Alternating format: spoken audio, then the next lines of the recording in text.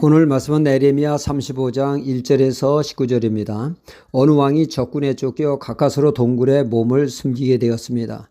목숨을 건져 천명 다행이었죠. 살기는 살았으나 앞날에 대한 절망에 낙심하게 되었습니다. 앞날이 막막합니다.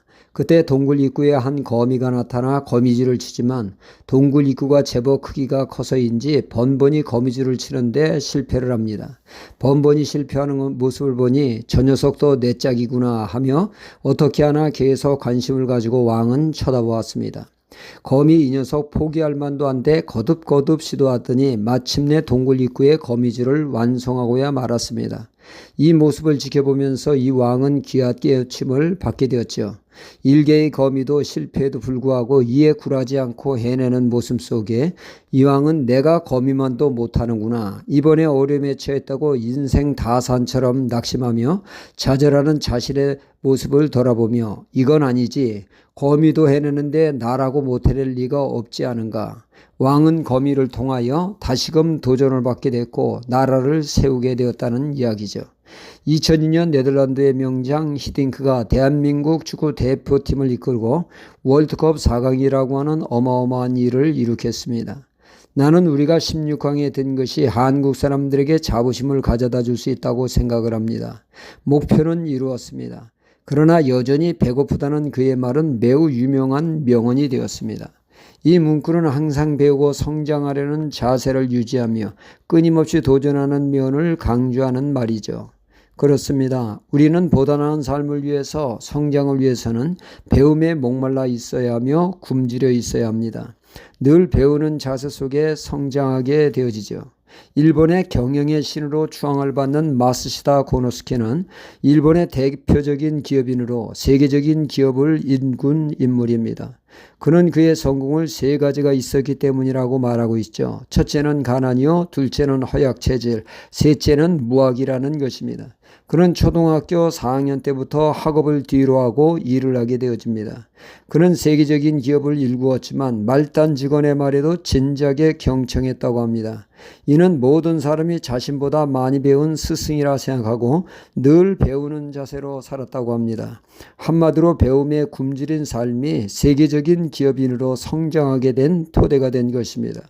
우리 또한 늘 배우는 자세로 살아야 되겠습니다. 잠언은 하나님을 경외하는 삶을 가르치고 또한 우리의 삶이 지혜를 가르쳐주고 있습니다.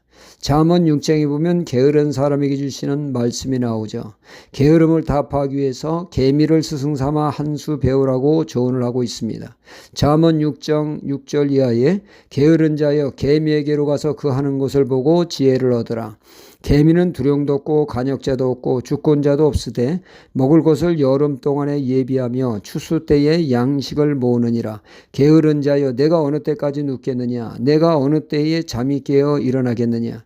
좀 더 자자 좀 더 졸자, 손으로 모으고 좀 더 눕자 하면 내 빈궁이 강도같이 오며 내 곤핍이 군사같이 이르리라 말씀합니다.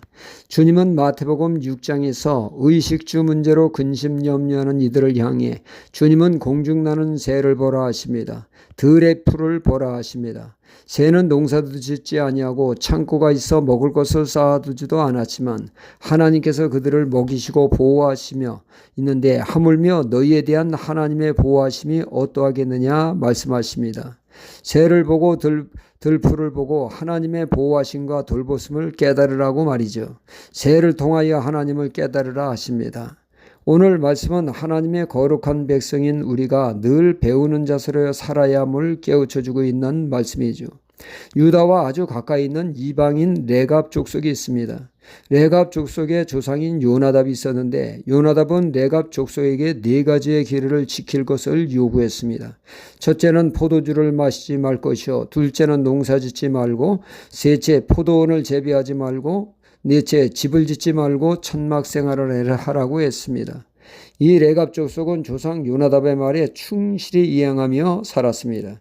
이런 이방인 레갑 족속의 삶에서 유다 백성은 한 수 배웠으면 하나님의 말씀에 귀담아 듣고 말씀대로 살았다면 하나님의 축복을 받았을 텐데 유다 백성들은 배우는 자세 없이 하나님의 말씀을 무시하는 삶이 스스로 재앙을 부르는 삶이 되었다는 말씀입니다.